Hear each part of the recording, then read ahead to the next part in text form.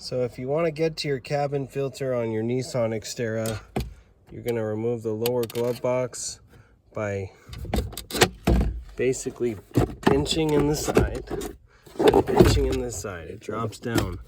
This cable will be hooked right here, so you could just remove that. Then back here where you can see the filter, there's a cover with a 10mm bolt. Take all that off, and then your filter is right there, and you can slide it out.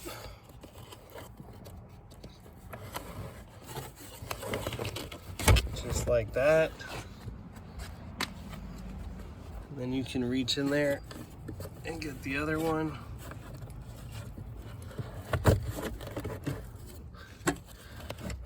Just like that. And then you put your new filters in, and that's it. Super fast and easy.